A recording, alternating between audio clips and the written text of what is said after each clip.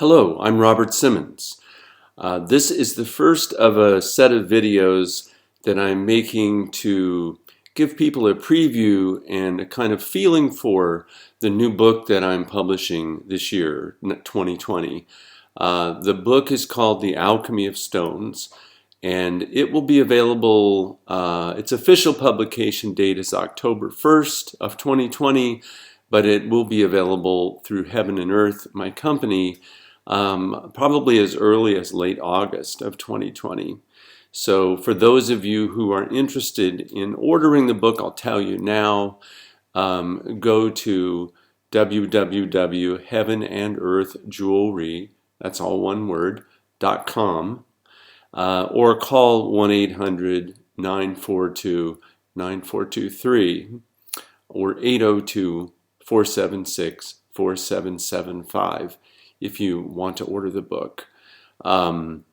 This is a book that I've spent the last 5 years working on, and doing this book has been probably the greatest learning experience of my life, because it has completely opened me up to a kind of radically different view of the world that my work with stones for the last 33, 34 years had been leading up to.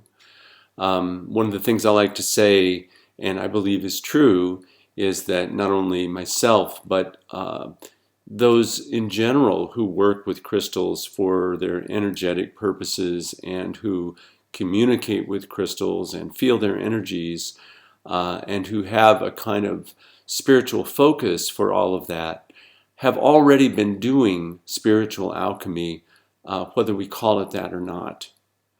So now I found that not just calling it that, but opening myself up to the alchemical worldview, where I completely see reality as a different, well, in a different way than what I was educated to think that reality was all about.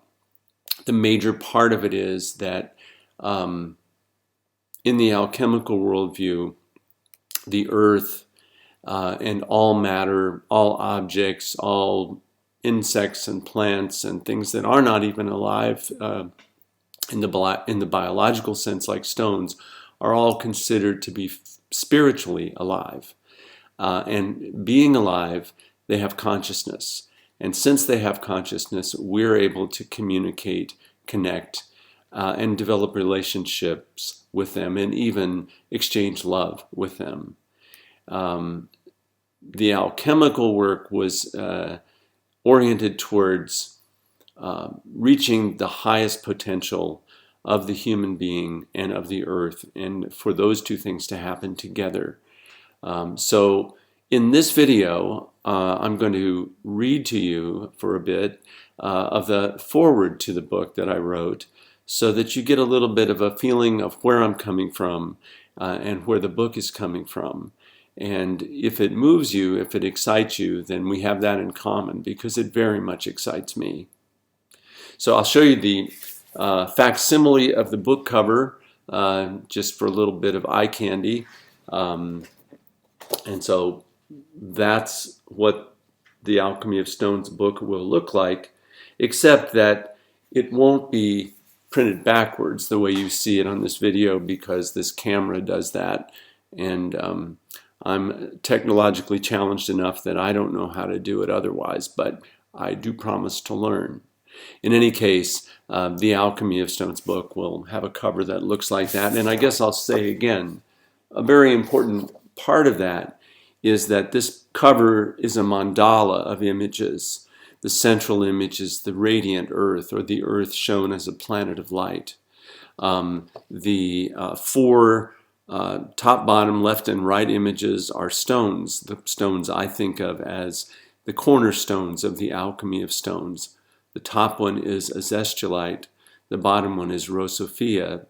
The one by this finger is moldavite, and this one here is phenakite. And although I have a dictionary of over 375 stones in the back of the book, I also find these four stones to be of very high importance in the work of the Alchemy of Stones. Another thing I'll point out to you in the cover image is that the Alchemy of Stones works in what's called a feedback loop, you might say, or the feedback is kind of the alchemical gesture of creating, and the serpent that bites its own tail, in this case two serpents or two dragons, feed each other and amplify all the alchemical processes.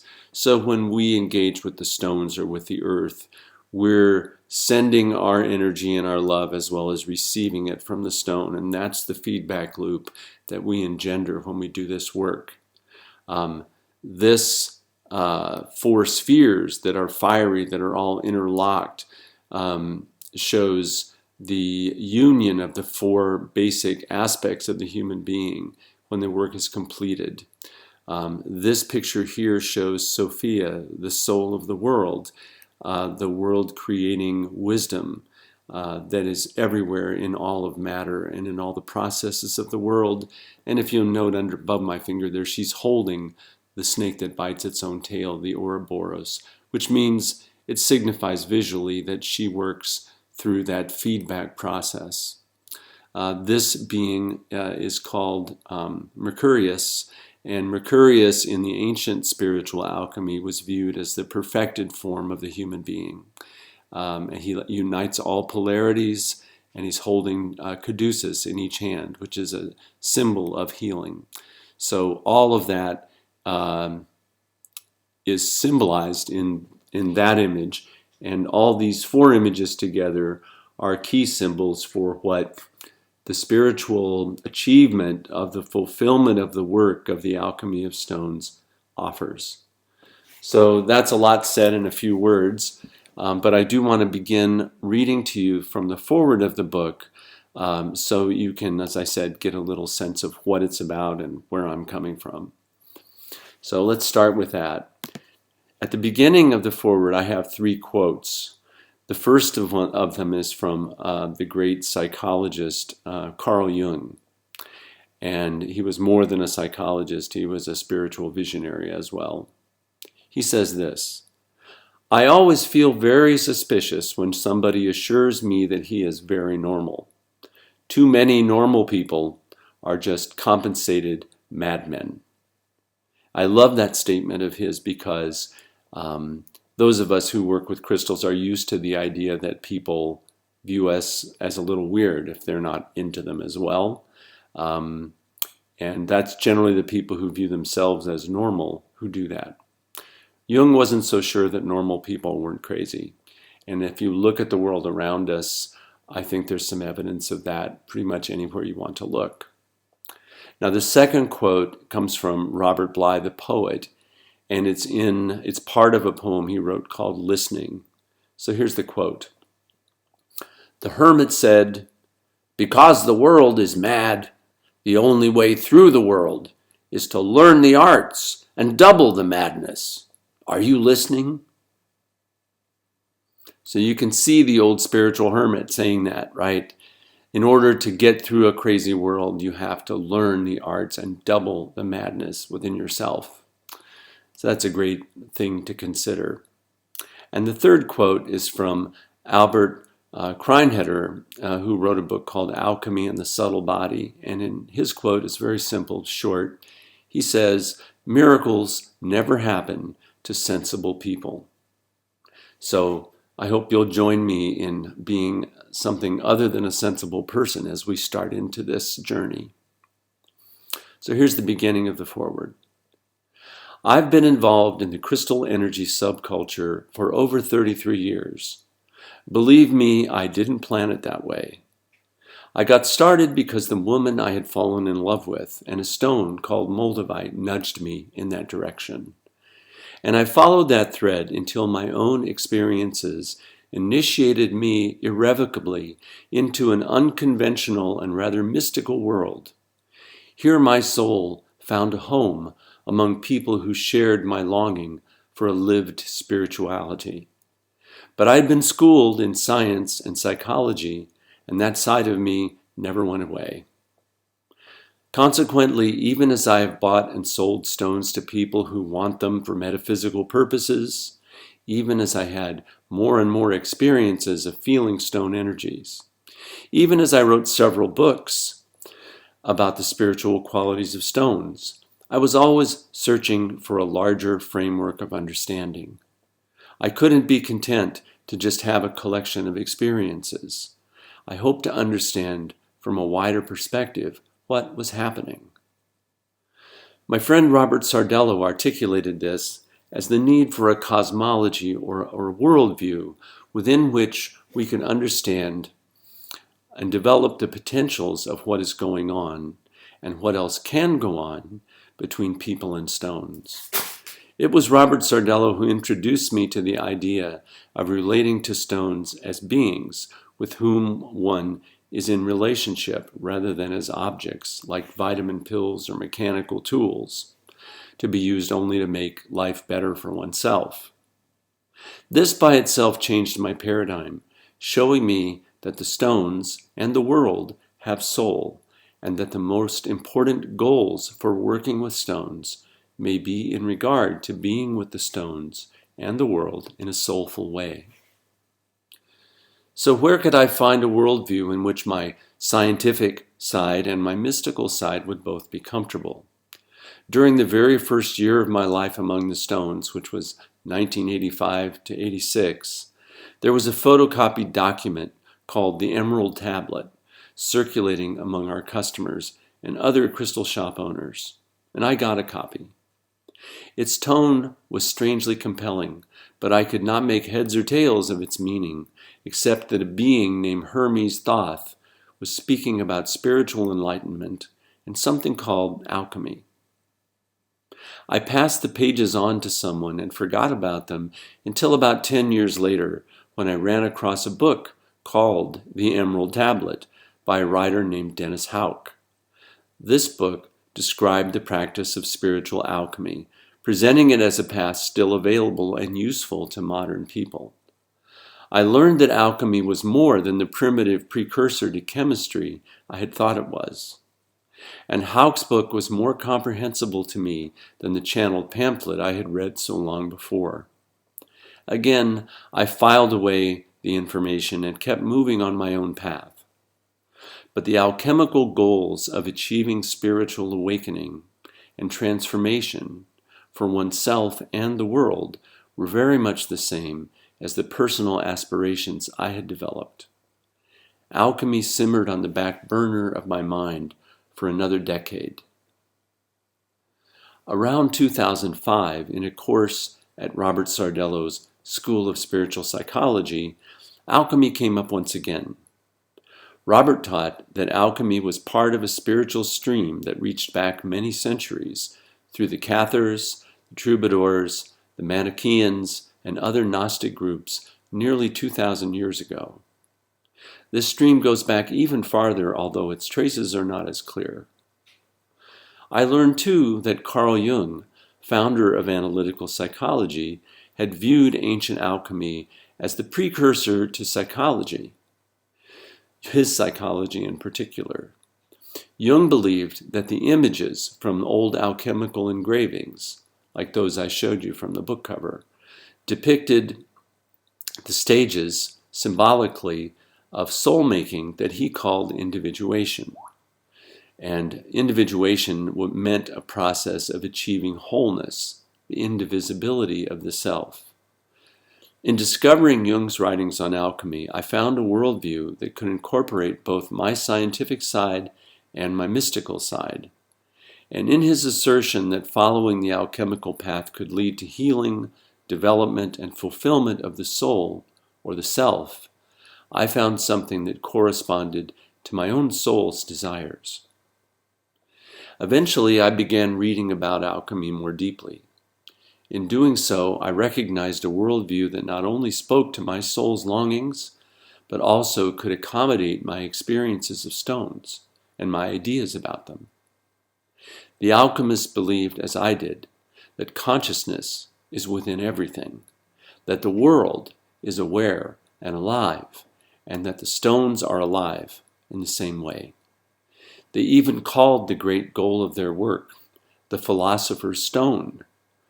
I kept on with my reading, my writing, and my meditations with stones. And the longer I did so, the more I understood that alchemy was a cosmology within which the phenomena and potential of our spiritual engagement with stones made perfect sense. And alchemy could also provide a picture of where our involvement with stones and their energies can go. This seems important to me because the metaphysical interest in stones is now worldwide, involving millions of people. It has been over 30 years since the crystal fad began, and it does not behave like a fad. It is more like a spiritual movement, a current within a worldwide tide of transformation. When I decided to write a book about the alchemy of stones, my wife Kathy, who is a gifted intuitive and healer, said, "This project is bigger than you realize, Robert. You are not just going to write about alchemy. You're going to experience it, and it is going to change you." She was right.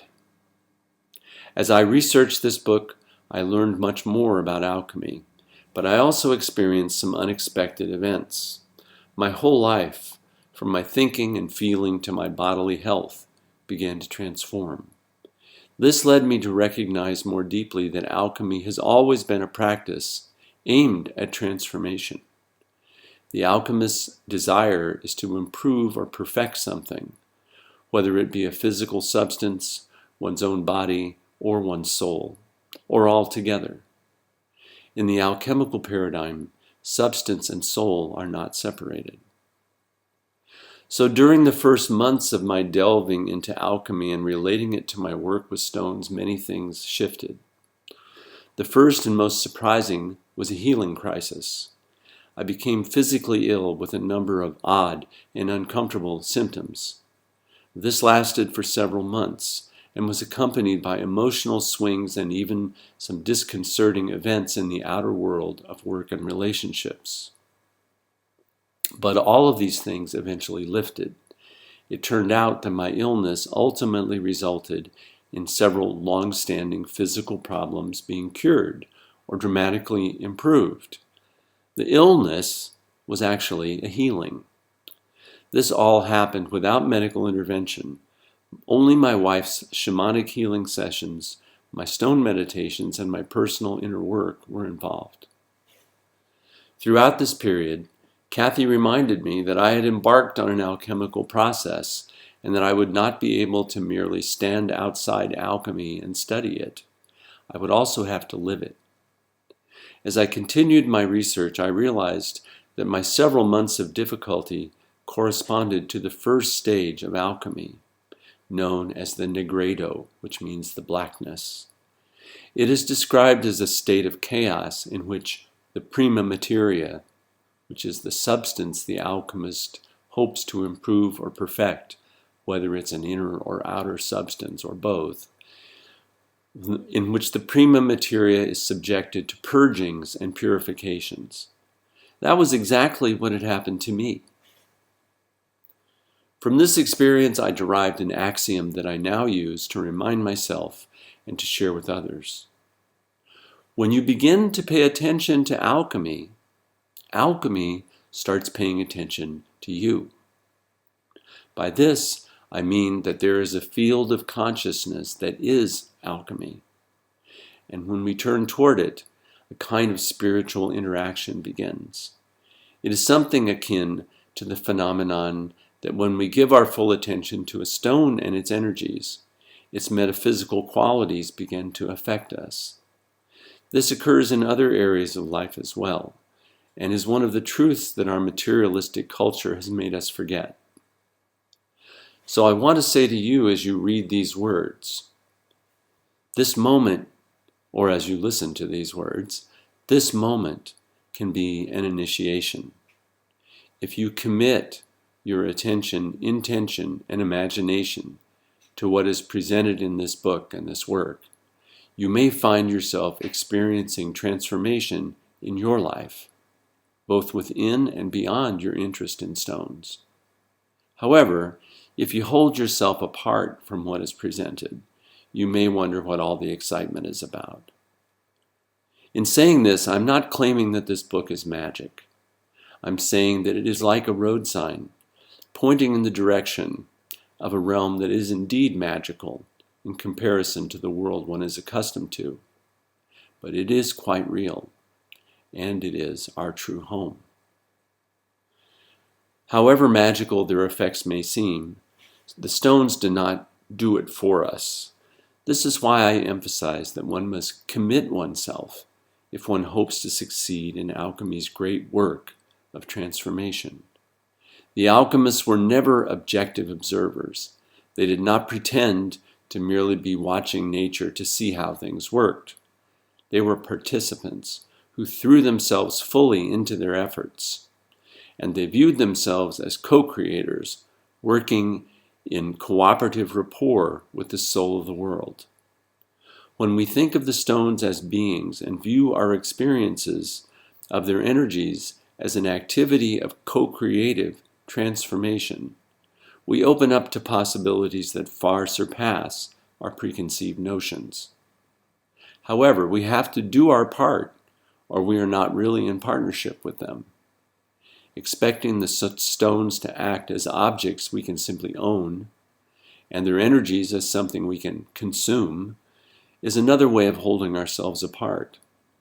And there is no magic in that. All of these ideas are heresies from the standard materialistic point of view, and materialists will often attack or dismiss them. In their day, the alchemists had to protect themselves from persecutions by the church. They did so by communicating in symbols, metaphors, and convoluted language. They pretended merely to be experimenting with metals, minerals, and plants, hiding the deeper spiritual purposes of their work. Today, the chief social hazard of working metaphysically with stones is ridicule, and that is a sanction many of us have learned to accept. It can even be a kind of shield. Since we're not taken seriously, no one bothers with a serious attack. Also, the world is changing. Even as the consequences of the dominant materialistic outlook are threatening to destroy the world, from war to ecocide, more and more people are looking for their own spiritual fulfillment. Metaphysical ideas are deeply infiltrating the culture. This may actually be because we can all see the destructiveness of the materialistic worldview that leaves no room for soul in matter. This is why I use the quotations from Jung and Bly at the beginning. What has been regarded as the normal view of the world for the past few centuries is actually crazy. While much of religion has lost its value to people through failing to bring them into authentic personal experiences of the divine, the doctrines of scientific materialism have evicted the divine from the universe. The alchemists, however, address themselves directly and ardently to partnership with the soul of the world.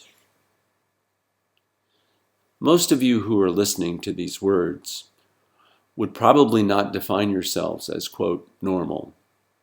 You may even take a kind of jaunty pride in being regarded by some as a little weird. Nonetheless, we are all infected to some degree by the materialist dogma. I still catch myself falling back into it. And materialism is not dangerous because it is completely wrong. If it were completely wrong, it would never have taken hold. It is dangerous because it is one-sided. One of the great qualities of the alchemists was their intentional embrace of opposing polarities. The images in their symbolic engravings frequently depicted all sorts of opposites: sun and moon, male and female, black and white, life and death, and so forth. And their willingness to hold on to two apparently opposite views simultaneously is what incubated the emergence of the third thing, a transcendent perspective that takes one to a greater awareness. One-sidedness is blindness. Transcendent awareness is vision. And such vision is the cornerstone of sanity, wholeness, compassion, and loving participation in the world.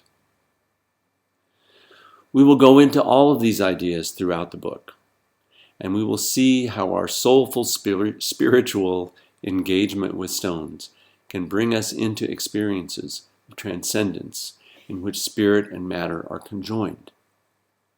Working with stones can take us to these places. When you truly open yourself to a stone, you can see it and feel it, the union of matter and spirit, right in the palm of your hand. If this book were a tree, the early chapters describing the alchemical worldview and its history would constitute the roots. The next several chapters are the trunk of the tree, in which we move into the implementation of the alchemical worldview through practicing the alchemy of stones. In these chapters, we discover panpsychism, a worldview that envisions consciousness rather than physical substance as the fundamental bedrock of reality. We meet Sophia, the soul of the world, our beloved divine partner in co-creation. We are introduced along the way to a number of the stone beings who act as Sophia's agents or angels. We enter into true imagination and the psychoid imaginal realm. Here we discover that imaginal refers to a very real domain that manifests to us as image, but is by no means merely imaginary. As we move up the tree trunk, we encounter Sophia through the intelligence of the heart. Further on, the alchemists disclose their discovery of Sophia's mechanism of continual creation, the Ouroboros feedback loop. Next, we explore transcendence, and we get a glimpse of the stages via which we ourselves may transcend and transform. Throughout this exploration, there are practices outlined which one can work with stones to experience all that is being discussed. I envision these chapters, the roots and the trunk of our metaphorical tree, as the core or the heart of the alchemy of stones. They're intended to offer both the idea, image of this alchemy and the experiences to make it real. They are meant to show this path from inception to fruition as directly as possible. One's own journey is certain to be more meandering and convoluted than the pattern I'm presenting. What this book provides is a map. And as anyone who has visited another country knows, a map is essential. But the journey is far richer than any map could ever be. Chapters 20 through 28 are what we might call the branches of our alchemical tree. In them, I describe a variety of ways one can work with stones, applying the principles introduced in the earlier chapters. We go into such areas as working with multiple stones in templates and grids, combining different stones in energy tools and orgonite devices, making stone elixirs, and more. One large branch goes into making and working with stone mandalas, grids, and body layouts. In this context, we also explore the related topic of photonic stone layouts and their wide-ranging possibilities. Chapters 29 to 32 are about the four cornerstones of the alchemy of stones: moldavite, phenixite, azestulite, and rose Sophia. We might think of these as the seeds of our alchemical tree, because new things grow within us as we work with them. The last chapter, chapter 33, offers my glimpses of some of the seemingly miraculous places our work in the alchemy of stones may take us. I think of this chapter as the magical fruit of our alchemical tree, and I wonder, right alongside you, when and how this fruit will ripen. Finally, the Dictionary of Stones and Their Spiritual Qualities completes the book. I view these entries, which focus on over 375 different minerals, crystals, and stones, as the leaves of our tree. And although I like the roots and the trunk of this tree very much and have presented them first to build a framework of understanding, you're encouraged to enter the book wherever you like. Some of you may want to begin with the branch chapters, especially if you're eager to get your hands on some stones and start doing things. Or you may jump to the seeds and the leaves to learn more about the stones that attract you. That's fine. I trust that your experiences will either lead you back into the first chapters, or that the stones themselves will teach you what you need to learn. I love this work and the stones and the earth, and Sophia, the soul of the world. And I'm happy to share what I have learned with you. And I take joy in knowing that there are others who love the stones and the earth as I do. So that's the foreword to the Alchemy of Stones. I hope this taste has given you a sense of the big picture of what it's all about and where it's going. My intention is to present other chapters, or perhaps some excerpts from other chapters, to continue to preview for you what's in this book, which is the magnum opus of all my work with stones for the last 35 years.